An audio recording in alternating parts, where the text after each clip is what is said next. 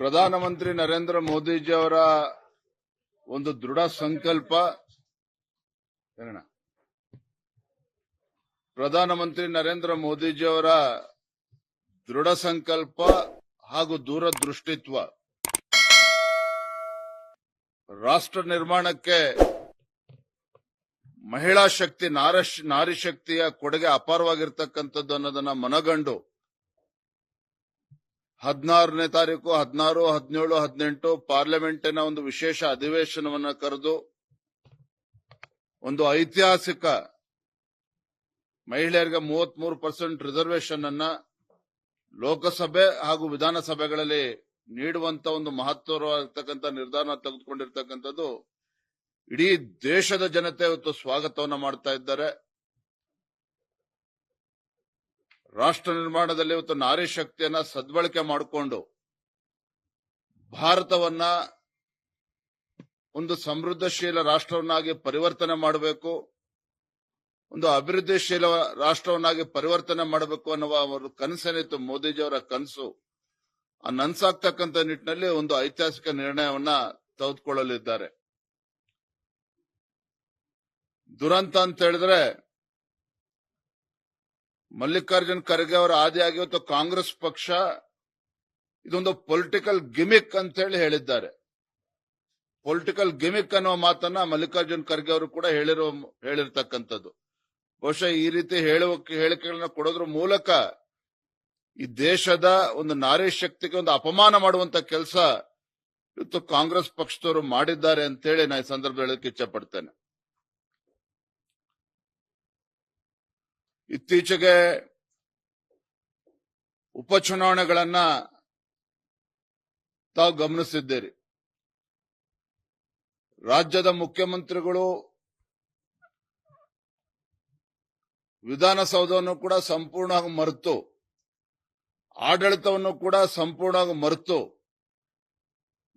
ಬಾಗಲಕೋಟೆನಲ್ಲಿ 8-9 ದಿನಗಳು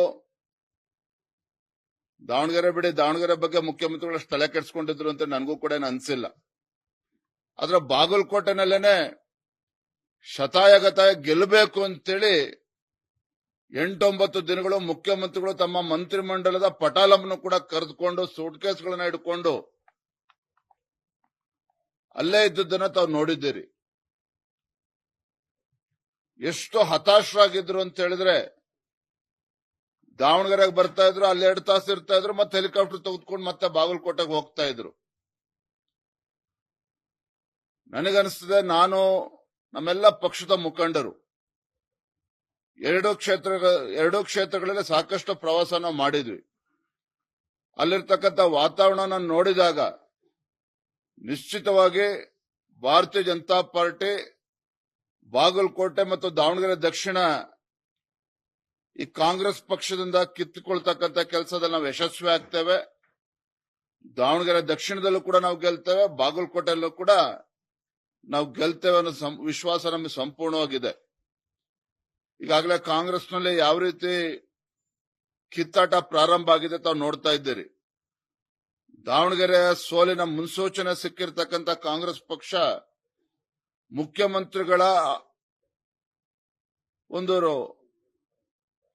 ರಾಜಕೀಯ ಸಲಹೆಗಾರನಿದ್ದಾರೆ, ಅವರ ರಾಜೀನಾಮೆನ ಪಡೆದುಕೊಳ್ಬೇಕು ಅಂತೇಳಿ ಕಾಂಗ್ರೆಸ್ ಪಕ್ಷದ ಹೈಕಮಾಂಡ್ ಈಗಾಗಲೇ ಸೂಚನೆಯನ್ನ ನೀಡಿದ್ದಾರೆ. 38ಕ್ಕೂ ಹೆಚ್ಚು ಎಂಎಲ್ಎಗಳು ಮತ್ತೊಂದು ಕಡೆ ಮಂತ್ರಿಮಂಡಲದ ವಿಸ್ತರಣೆ ಆಗಬೇಕು ಅಂತೇಳಿ ಈಗಾಗಲೇ ದೆಹಲಿಯಲ್ಲಿ ಬೀಡ್ಬಿಟ್ಟಿರುವಂತದ್ದು. ಮತ್ತೊಂದು ಕಡೆ ಡಿ.ಕೆ. ಶಿವಕುಮಾರ್ ಬೆಂಬಲಿಗರು ಸಹ ದೆಹಲಿ ಯಾತ್ರೆ ಪ್ರಾರಂಭ ಮಾಡಕ್ ಹೊರಟಿರುವಂತದ್ದು ನೋಡಿದ್ರೆ, ಕಾಂಗ್ರೆಸ್ ಪಕ್ಷ ಈ ಚುನಾವಣೆಯ ಫಲಿತಾಂಶದ ನಂತರ ಮೇ 4ನೇ ತಾರೀಕೇನೋ ಈ ಬೈ ಎಲೆಕ್ಷನ್ ರಿಸಲ್ಟ್ ಬರ್ತದೆ. ಈಗಾಗಲೇ ಜಗಳ ಪ್ರಾರಂಭ ಆಗಿದೆ. ಉಪಚುನಾವಣಾ ಫಲಿತಾಂಶ ಬರ್ತಿದ್ದಾಗೇನೆ ಆಡಳಿತ ಪಕ್ಷದಲ್ಲಿ, ಕಾಂಗ್ರೆಸ್ ಪಕ್ಷದಲ್ಲಿ ಅಲ್ಲೋಲ ಕಲ್ಲೋಲ ಆಗ್ತದೆ. ಅದರ ಸ್ಪಷ್ಟ ಮುನ್ಸೂಚನೆ ಈಗಾಗಲೇ ನಿಮ್ಗೆಲ್ಲರೂ ಕೂಡ ಸಿಗ್ತಾ ಇದೆ. ಸರ್, ಮುಸ್ಲಿಂ ನಾಯಕರು ಒಂದ್ ಕಡೆ ರಿಸೈನ್ ಮಾಡಿದ್ದಾರೆ, ಮತ್ತಷ್ಟು ಶಾಸಕರು ನಮ್ ಸಚಿವ ಸ್ಥಾನ ಬೇಕು ಅಂತ 30 ಶಾಸಕರು ದೆಹಲಿಗೆ ಹೊರಟಿದ್ದಾರೆ ಸರ್. ಇದನ್ನ ಯಾವ ರೀತಿ ಆಗಿ ನೋಡ್ತಾರೆ ಸರ್? ಇವರಿಗೆ ಸಚಿವರಾಗಬೇಕು ಅಂತ ಕೆಲವರು ಕನಸು ಕಾಣ್ತಾ ಇದ್ದಾರೆ, ಕೆಲವರು ಇನ್ಯಾವುದೋ ಸ್ಥಾನಮಾನಗಳು ತೆಗೆದುಕೊಳ್ಬೇಕು ಅಂತೇಳಿ ಕನಸು ಕಾಣ್ತಾ ಇದ್ದಾರೆ. ಈ ಉಪಚುನಾವಣೆ ಫಲಿತಾಂಶ ಬಂದ ನಂತರದಲ್ಲಿ ಗೊತ್ತಾಗ್ತದೆ ಯಾವ ರೀತಿ ಜನ ಈ ಕಾಂಗ್ರೆಸ್ ಸರ್ಕಾರದ ವಿರುದ್ಧ ಬೇಸತ್ತಿದ್ದಾರೆ.